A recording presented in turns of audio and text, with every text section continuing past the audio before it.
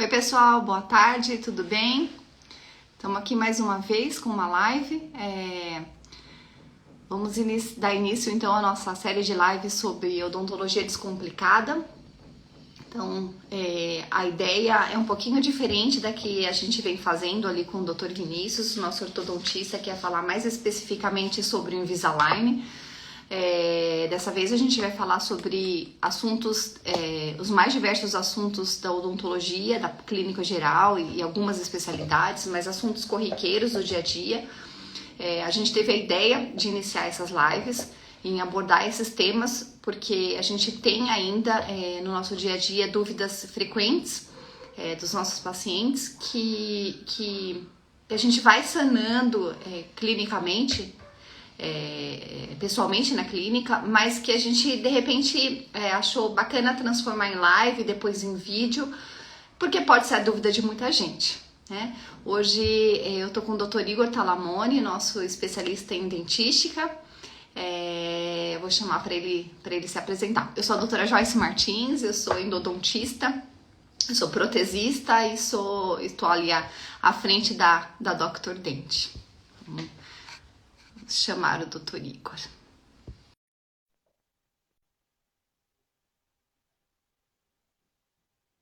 Olá, bem-vindo, pessoal. Muita gente já entrando. Oi, doutor, muito boa tarde. Seja Tudo bem-vindo à nossa bem? Boa live. tarde. Muito Obrigado. obrigada por ter aceito o convite. Com certeza, você já está acompanhando aí a minha introdução. Com certeza, só para enriquecer ali a nossa relação dos vídeos, né, que a gente vem fazendo em estúdio e agora algumas lives que têm se tornado depois, que ficam salvas, né, que têm se Certo. tornado vídeos, que o objetivo principal é informar, né, levar informação de qualidade, com embasamento científico, numa linguagem mais simples, com o intuito mesmo de descomplicar, né, a odontologia, os mais diversos assuntos, dúvidas que a gente tem no dia a dia na clínica dos nossos pacientes, sem polemizar muito, né? E, enfim, seja muito bem-vindo. Fala um pouquinho de você para a gente. Muito obrigado, doutora, pela oportunidade de estar aqui falando com vocês. Para mim é um prazer, né, poder falar em nome da Dr. Dente, falar um pouco aí da minha área, que é a dentística, né, muito bem falado por você, porque muitas vezes a gente acaba falando de estética dental, que é justamente um termo para facilitar e diferenciar um pouco da harmonização facial, né? Então, aqueles procedimentos não é fácil mesmo. Aplicação de botox, de preenchimento. Agora, a minha área de atuação é mais ligada ao sorriso mesmo, a estética dental.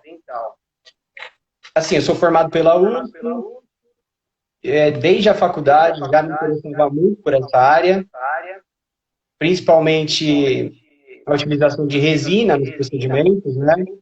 Seja desde uma simples restauração até uma restauração mais estética, que hoje em dia a gente chama de faceta, né? Enfim, que a gente vai falar um pouquinho mais para frente aí, as lentes de contato, popularmente chamadas assim. E depois que eu comecei a atuar mesmo profissionalmente, aí é que eu tive certeza que realmente era o que eu gostava de fazer, né?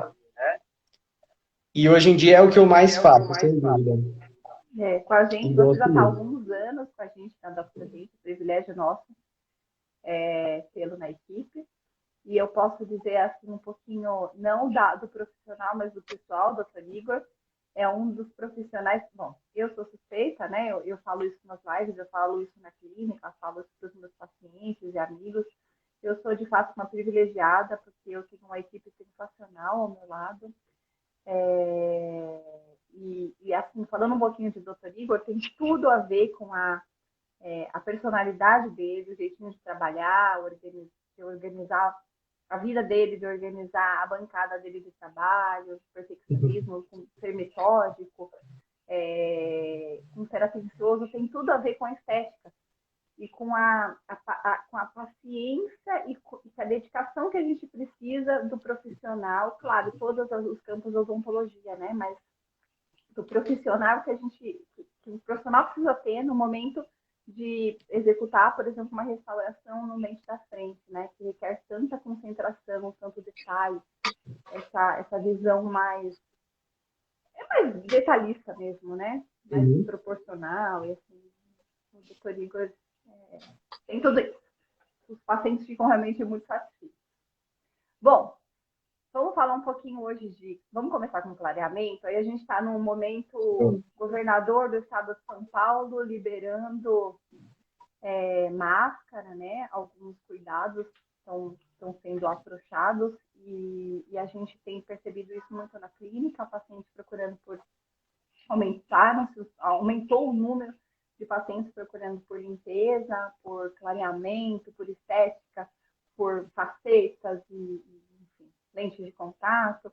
E especificamente, em especial, o clareamento. Então, eu acho que, assim, vamos falar um pouquinho de clareamento? Vamos, com certeza.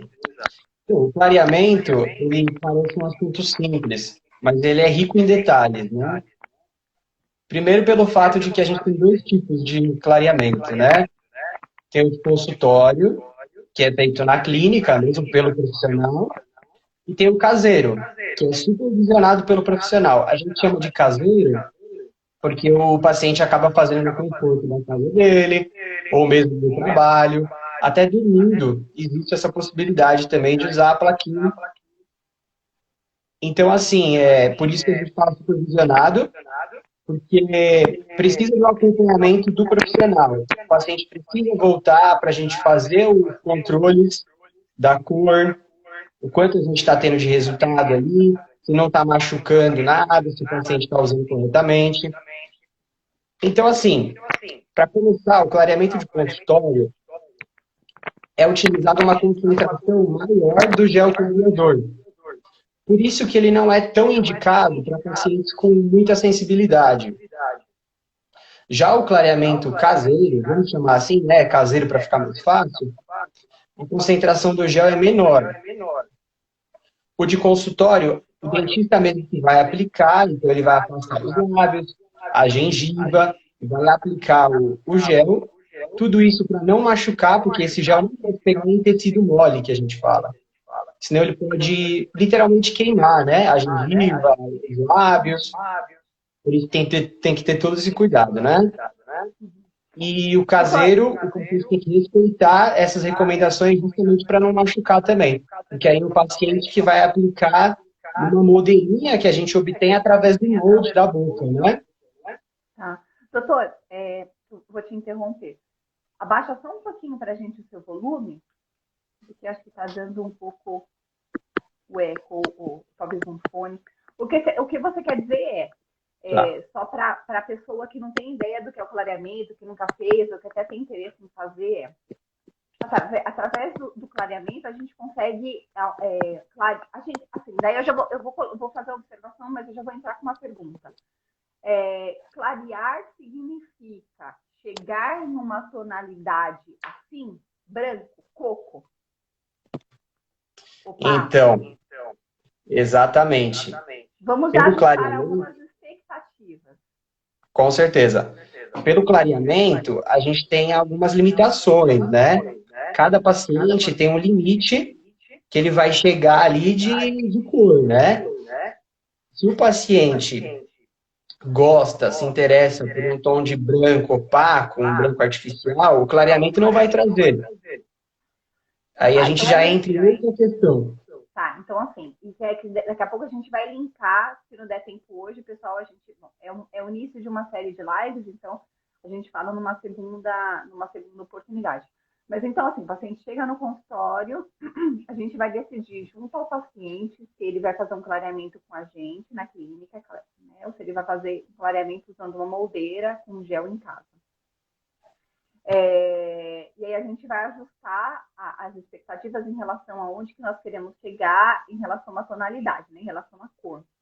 E aí, se a gente perceber que é o desejo do paciente um tom muito branco, a gente já começa a falar em facetas Exatamente isso. alguma coisa mais invasiva.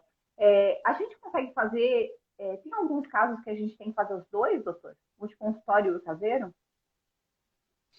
Não entendi a pergunta. Tem algum caso que a gente precisa associar? Existe a técnica que eu tenho que associar os dois tipos de clareamento? Com certeza. Em casos de dentes mais amarelados, mais escurecidos, a gente pode associar as duas técnicas, sim. Faz o clareamento de consultório normal, e entre as sessões de consultório, que costumam ser 3, você pode sim fazer em casa, o caseiro, para aumentar a eficácia desse clareamento. Tá. Tem vantagens, assim, quais que são as características dos dois? Assim, eu vou dizer qual que é a minha preferência, daqui a pouco até embasada nos artigos científicos aí, mas qual que é a característica de um e qual que é a característica do outro?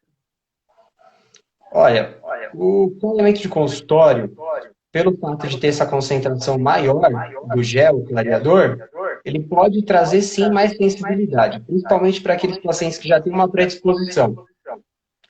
O caseiro, ele já tem uma concentração bem menor do gel e é um gel um pouquinho diferente, porque ele vai liberando aos poucos o produto que age nas moléculas de pigmento do dente, né? Então o gel, ele vai agir diretamente dentro do dente. Ele vai entrar nas porosidades que o esmalte tem, e ele vai quebrar as moléculas de pigmento desse dente em moléculas menores. E isso, aos nossos olhos, vai mudar a reflexão da luz nessas moléculas de pigmento. Por isso que pra gente parece mais branco o dente. E realmente então, porque é o que a gente enxerga, né? Exato. E esse processo é realmente muito impressionante, né? Você comentou que são clareamento de consultório, normalmente a gente pode fazer de 3 a 4 sessões, normalmente são sessões semanais, cada caso é um caso, é sempre feito com muita responsabilidade e planejamento, mas é isso, né? O gel, ele penetra no dente, ele altera estruturalmente, tem uma reação química que acontece, é importante falar para o paciente por que isso tem que ser feito com muita responsabilidade? Porque ele muda estruturalmente o dente, e esse processo ele é irreversível. E desde que feito sem cuidado, sem controle, isso pode causar danos, né? Eu vou só mostrar rapidinho. Eu falei que a gente não ia mostrar, mas eu vou mostrar. Aqui a gente tem a superfície de um dente cortado. A gente tem a parte externa, né? Então, essa porção é a porção que a gente vê na boca e essa porção que está dentro, intraóssea, né? Na parte do osso. Então, essa é a superfície do esmalte, o gel penetra por aqui e chega mais ou menos nessa região. Então, assim, ele está muito perto da parte interna do dente, que é a polpa. E aí, um alerta até como endodontista, o uso indiscriminado e até que a gente possa comprar o gel separado, sem controle, sem instrução do dentista, pode causar danos nessa parte interna, que é a polpa, e daí levar o paciente à necessidade de um tratamento de canal. Então, gente, de novo, o que o doutor Igor salientou, tratamento, clareamento é coisa séria, tem que ser feito com muita responsabilidade. Essa associação dos dois, ela tem que ser feita quando a gente percebe que o paciente tem a necessidade, porque o clareamento que é feito no consultório, ele é muito mais forte do que é feito em casa, porque o gel ele é mais forte, mas os estudos mostram que ele é mais estável, ele é mais duradouro. É isso, doutor Igor? E o clareamento feito no consultório, ele tem uma resposta mais rápida, porém, a cor, na verdade, assim, a cor do leite, ela nunca volta à tonalidade inicial da pigmentação. Mas ele tem uma recidiva, ele escurece um pouco de acordo com os hábitos do paciente, com os hábitos alimentares, ou se o paciente é fumante, enfim. Então, ele pode escurecer, sim, com o passar do tempo, um pouquinho. E aí, o que é feito em casa, ele dura mais, a durabilidade é maior do que o que é feito no consultório. É isso mesmo. A grande vantagem, né, do clareamento caseiro é essa também. Pelo fato de a liberação do gel ser aos pouquinhos, né? Então o tratamento vai demorar um pouco mais, só que assim, a longevidade dele, a durabilidade do resultado também é maior. Agora, em termos de investimento, de custo, é a mesma coisa. Pelo menos na Dr. Dent, né, é o mesmo custo. né? Então, assim, Doutor, o que vai assim, só para concluir, o que vai diferenciar de fato é a questão da indicação mesmo, se o paciente tem sensibilidade, se o paciente é disciplinado também, isso conta muito. Paciente que não tem muita disciplina para usar a moldeira em casa, todos os dias, ou que seja um dia sim, um dia não, é possível também. Se o paciente sente um pouco de sensibilidade, dá para intercalar. tá. E nesses casos de paciente, vamos falar duas coisas. A alimentação. Durante o processo de clareamento, eu preciso alterar? Olha, alimentação, até não muito tempo atrás, diziam que era necessário fazer a tal da dieta branca, né? E assim, na realidade, hoje em dia sabe-se que pelos últimos estudos, não é necessário fazer dieta branca. Então, assim, durante o clareamento, você pode consumir, sim, alimentos com corante, açaí, café, refrigerante, sem problema. Não vai influenciar no resultado de imediato. Mas, assim, a longo prazo, é claro que os seus dentes vão escurecer com mais facilidade, né? Quem toma muito café, esse tipo de alimento, vai sim interferir a longo prazo. Então, se o paciente conseguir diminuir, né, seria interessante. Mas durante o processo não interfere diretamente. Tem muito sofrimento, né? Porque às vezes o paciente acha que um café com um pouco de leite de manhã, ou até mesmo um café expresso à tarde, a gente vai suspender por completo. Não é bem assim, cada caso é um caso, né? Exatamente. Mas a gente percebe, nossa experiência clínica, que realmente precisa dar uma diminuída, né? Porque interfere sim no resultado. É isso, com certeza. E os pacientes com sensibilidade, doutor, o que a gente pode fazer? Eles podem fazer clareamento também? É melhor fazer em consultório do caseiro? É melhor fazer no consultório? Tanto um quanto o outro, a gente tem artifícios para a gente diminuir essa sensibilidade? Sim, primeiro depende muito do tipo de sensibilidade que o paciente tem, né? Hoje em dia a gente tem diversas causas de sensibilidade, tanto por alimentação mais ácida, a alimentação industrializada que a gente tem hoje em dia, né?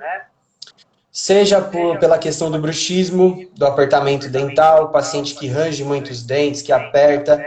Então isso desgasta também o esmalte, tira aquela camada protetora mais superficial. Isso pode dar mais sensibilidade também. Existem algumas lesões também provenientes de má oclusão, paciente que não tem a mordida correta, ou mesmo pelo apertamento dental também. Existem algumas lesões bem próximo da gengiva, assim, que a gente chama de lesão de abfração, né? Parece uns buraquinhos próximo do contorno gengival.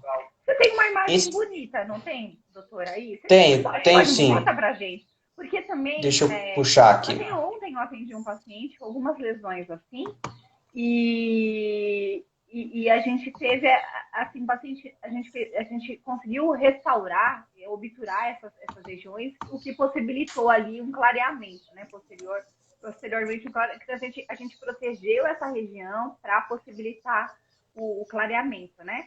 E é isso mesmo. O paciente não sabia dessa possibilidade, né? O paciente tinha muita sensibilidade nessas regiões e ele achava que nunca ia conseguir fazer clareamento por conta disso, né? E a gente conseguiu, né? Exatamente. Vou até mostrar aqui na foto, vamos ver se vocês conseguem enxergar aqui pelo notebook. Então, assim... um pouquinho, doutor. Faça só um pouquinho o seu... melhorou. Tá vendo? Esse tipo de lesão é proveniente de má oclusão, paciente que tem algum distúrbio ali durante a mastigação, pode gerar esse tipo de lesão que nada mais, nada menos que é uma fadiga do esmalte, né? Dos cristais de hidroxiapatita, né? Que é a composição do esmalte, acaba por gerar esse tipo de lesão, né? Parece um buraco mesmo, né? E isso deixa o dente muito mais permeável, muito mais suscetível, né? Por isso que é interessante restaurar antes. Isso. O paciente restaurar, a gente vai fazer a obturação branquinha. Em alguma live para frente a gente vai falar sobre esses tipos de material que a gente usa para restauração, se a gente usa ainda o escuro, amálgama, se a gente usa o de resina, o branquinho, se toda a restauração de amálgama deve ser substituída ou não. A gente vai vai para esse assunto em algum momento. Mas o que acaba acontecendo é que esse tipo de lesão, ela deixa a superfície, a boca, a cavidade ali da boca, esses entes, por ter o buraco, por ter essa só para descomplicar, né? Vamos chamar de esse defeito, acaba que essa superfície externa, ela tá mais perto da parte interna do dente, de novo, da polpa, que é a parte que dá sensibilidade para o dente. Então, esses dentes, naturalmente, eles são mais sensíveis. Pacientes que têm esse tipo de lesão, eles se queixam com muita frequência de não poder tomar um chá, de não poder chupar um sorvete, a fazer um clareamento, né? Quase que impensável. Então, assim, a gente consegue, sim, desde casos de pacientes que não têm abstração, erosão, que não tem nenhum tipo de lesão na superfície do dente, até pacientes que não têm, que têm os dentes naturalmente mais sensíveis, a gente consegue fazer preparo através de pastas que são para desensibilizar. Tem um protocolo para dessensibilização desse dente, para tratamento, que, se necessário, ele é usado em conjunto com géis clareadores, né? Exatamente. Tanto no caso do consultório ou caseiro, a gente tem esses géis sim para aplicação, tanto pelo dentista quanto pelo paciente, né? A gente tem bochecho, tem gel, tem pasta, a gente intercala, tem gente, de novo, a importância de uma supervisão. Tem um protocolo para pacientes com dentes sensíveis também, dentro do clareamento. Exatamente. Muito bom. Doutora, vamos falar um pouquinho aí sobre pasta, sobre cremes dentais, pensando em clareamento ali. Nossa, me diz, a gente pega com muita frequência, a gente tem com muita frequência paciente que usa ainda aquela gel dental, creme dental, que promete clareamento. Fala um pouquinho. Exato. Pois é, então, o que acontece é que a mídia acaba colocando essas pastas como clareadoras, né? Mas na realidade não tem nada de clareamento ali, né? O que acontece é que muitas vezes essas pastas são muito abrasivas, acabam desgastando o esmalte do dente, a camada superficial, e também removem aqueles manchamentos mais extrínsecos, mais superficiais, e dá aquela impressão de que o dente está mais branco. Mas na realidade não teve nenhuma ação interna naquele dente. O que o paciente pode fazer a longo prazo é danificar a estrutura de proteção do dente. Exatamente. E é o que vai acontecer, né? Se ele usar a longo prazo esse tipo de pasta. E vai ter a impressão de que está mais claro, né? Mas não é a realidade. Doutor, o clareamento, no geral, ele é indicado a partir de qual idade? Tem alguma restrição? Adolescentes podem usar? Na realidade, crianças e adolescentes a gente não recomenda, não. Porque como o dente ainda está em processo de formação, isso já falando dos dentes permanentes, né? Os dentes de leite não tem nem o que falar, né? Até porque os de leite eles já são mais branquinhos, né? E criança também não vai ter essa necessidade de querer clarear os dentes. Mas, pensando nos dentes permanentes, que são os dentes que vão ficar para o resto da vida. O que acontece é que até a adolescência, até os 17 anos, a câmara pulpar, a região interna do dente, onde fica o nervo, ela ainda é muito ampla. Os túbulos dentinários, que são aquelas porosidades, aqueles microtúbulos ali, que a doutora Joyce mostrou, exatamente, eles são mais amplos também, eles são maiores. Isso torna o dente muito mais permeável e mais suscetível, né? A ter qualquer tipo de sensibilidade, qualquer intercorrência durante o clareamento. Por isso que a gente só indica mesmo a partir dos 17 anos. 17, 18 anos, porque senão o gel pode trazer, ele vai clarear, mas ele pode trazer mais malefício do que benefício.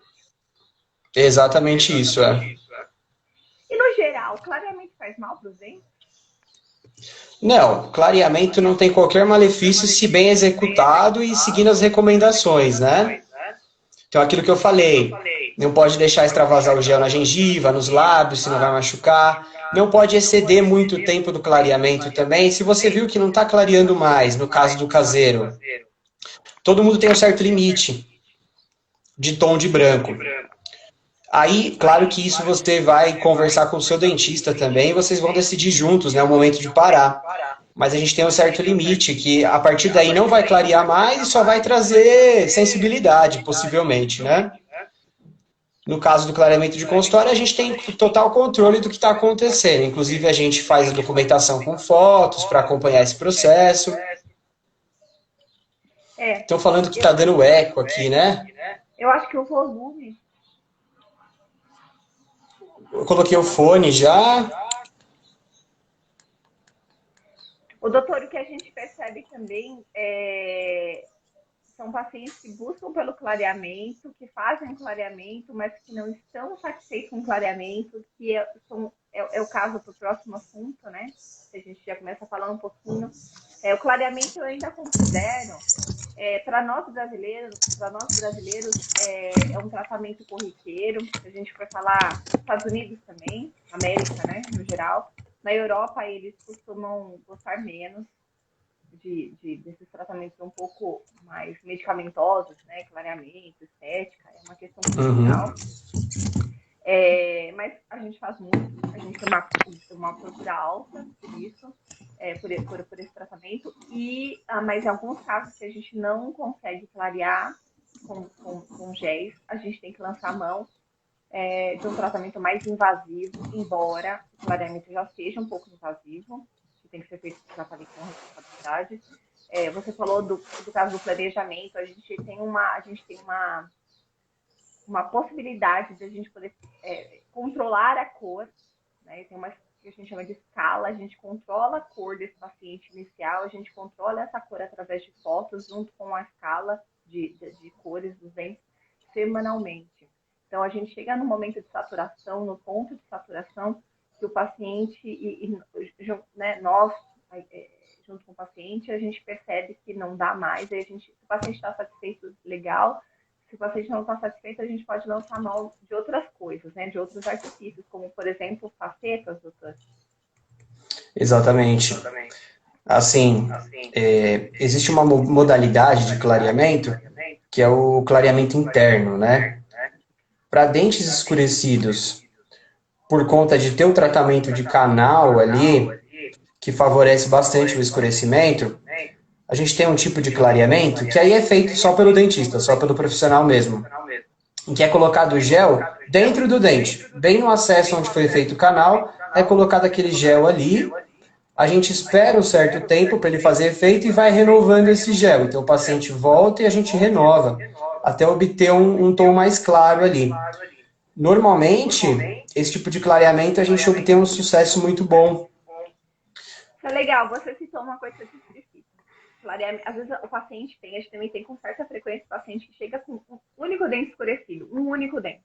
E a gente já o associa com um tratamento de canal feito anteriormente, que pode assim levar ao escurecimento. Ou, por exemplo, um paciente que teve um acidente ou que estava brincando com o filho e levou uma cabeçada do filho, ou bateu em uma quina, e aí tem um processo fisiológico interno que acontece, que não vou explicar porque a gente quer, de fato, descomplicar a odontologia, mas que leva a esse tratamento. E aí os pacientes, eles chegam pensando na faceta, pensando em alguma coisa mais invasiva, porque de fato incomoda, né? Às vezes é uma tonalidade só um amarelinho mais leve, às vezes ele chega a ter uma tonalidade mais acastanhada, né? Um pouco mais mostarda. E aí você citou um tipo de clareamento que eu já tinha me esquecido, que é o clareamento interno, né? Ele é muito bem indicado para esse caso. Com certeza. E principalmente em casos de dentes unitários, né? Somente aquele dente está mais escurecido de um dente. Aí a gente vai lá e clareia internamente esse dente. E a gente vai observando até que ponto ele consegue chegar em relação aos outros. Se por acaso ainda tiver diferença, aí a gente pode lançar a mão de procedimentos estéticos, como facetas, lentes de contato.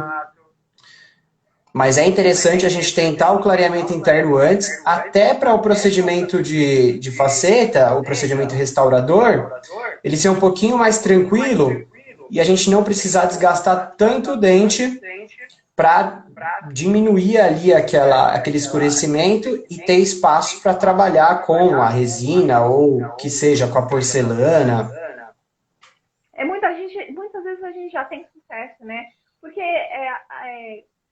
na grande maioria dos casos, o paciente ele chega, ele não se queixa de uma estética geral, ele não quer dentes mais brancos no geral, ele quer clarear aquele dente em específico. Então a gente já clareia aquele e a gente chega na tonalidade próxima dos outros e já tem um paciente feliz, né? Exatamente. E daí quando a gente até porque consegue... desculpa, doutor, pode colocar. Não, eu ia falar que até porque a partir do momento que a gente resolve desgastar, por qualquer motivo que seja, já era, né? O esmalte ele não vai nascer de novo, ele não vai regredir, ele não vai se regenerar. Então, assim, a gente tem que tomar bastante cuidado, né, com esse tipo de desgaste. É um processo, Doutor, vamos falar, a gente prometeu uns 30 minutinhos, vamos nos estender ali mais uns 5 minutinhos, só para a gente dar uma pincelada em relação às tão procuradas lentes de contato e faceta, né? Primeiro, faceta a gente tem no consultório, que você faz muito. Faceta de resina e faceta de porcelana.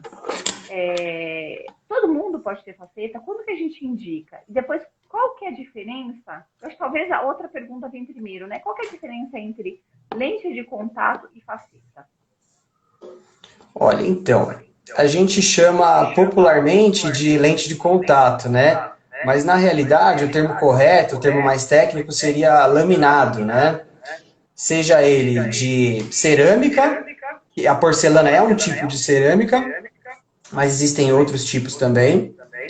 Seja um laminado de resina. Então, assim, normalmente a gente chama a faceta quando precisa de um desgaste um pouquinho maior, uma espessura maior para trabalhar, seja porque o dente está mais escuro, seja porque o dente está um pouquinho mais torto e a gente precisa alinhar com a faceta, também é possível. Claro que a gente tem um certo limite, né? O ideal é sempre usar um aparelho antes para alinhar os dentes, mas existem, assim, variações, né? Se for um pequeno desalinhamento, é possível sim. Então, assim, tudo vai depender do quanto a gente precisa desgastar e também da intenção do paciente, né? Porque a faceta em porcelana, ela não requer um polimento, assim, uma manutenção. De tempos em tempos você precisa fazer, sim, um polimento, mas, assim, é bem distante, né? Esse tipo de manutenção. Agora, em resina, já requer um polimento, de 6 em 6 meses de preferência, né? O paciente volta para fazer a limpeza e a gente já faz o polimento das resinas também, para a gente manter a superfície lisa, brilhante, não ter acúmulo de placa bacteriana ali. Eu acho que assim, acho que o mais importante no início é ver, porque o que eu recebo, acho que a top lá das perguntas eu quero uma faceta, eu quero uma lente. Doutora, precisa desgastar meu dente? Porque a gente vê que tem colegas vendendo, oferecendo lente de contato, faceta e sem desgaste. Bom, primeiro assim, gente, eu vou passar o meu olhar de protesista, tá, doutora, para a situação. Primeiro, lente de contato, a gente talvez use esse nome mais popular, porque lente tem uma espessura, a gente está falando aí de 0,3 milímetros de espessura. É transparente. Então, assim, a lente, ela corrige pouco o formato do dente. A lente são para casos muito específicos. E raríssimos os casos que a gente não precisa desgastar nada. Desconfiem, tomem cuidado de profissionais que falam, que prometem desgaste zero. Depois, a faceta, a lente de contato, justamente por ser muito fina, ela não altera a cor de dente. Então, se a gente for com um processo que é considerado menos invasivo, que é o clareamento, o paciente ainda não está satisfeito, a gente não chegou no ponto de satisfação do paciente, a gente vai para uma parte um pouco mais invasiva, que são das facetas ou das lentes de contato.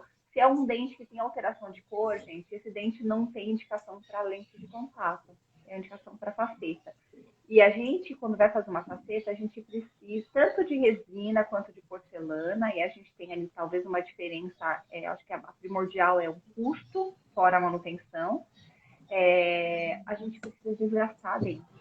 Então, cuidado, né? Cuidado. Porque precisa desgastar. E esse processo, como o doutor Igor colocou muito bem, ele é irreversível. Uma vez desgastado os nossos do seu dente, ele não vai formar mais, né? E o resultado é excelente, é lindo. A gente tem pacientes felicíssimos com o seu sorriso alinhado, mais branco, mas o que a gente quer dizer e deixar claro, dentro com o nosso objetivo de descomplicar a odontologia, é que tem que tomar um pouco de cuidado com a função e com a indicação primeiro, porque uma vez realizado o procedimento, uma vez colada, os laminados colados ou a resina feita com um profissional que não está muito bem qualificado, não foi muito bem qualificado, que não é irreversível, né, doutor Igor? Eu digo isso porque, infelizmente, a gente pega casos no consultório que deixa a gente um pouco preocupado, né? Então, de novo, precisa ser muito bem indicado. É isso. À medida que você opta por fazer um trabalho indireto, que a gente chama, né, que seriam as facetas, as lentes em porcelana, vai ser necessário um desgaste. Porque o que acontece? Para a gente conseguir moldar aquela região e um profissional terceirizado, né, seria o laboratório de prótese, poder trabalhar em cima daquele modelo de gesso, é necessário que haja um desgaste para ele ter espaço para trabalhar ali e depois a gente conseguir cimentar aquela peça. Por isso que é importante colocar que qualquer trabalho que é feito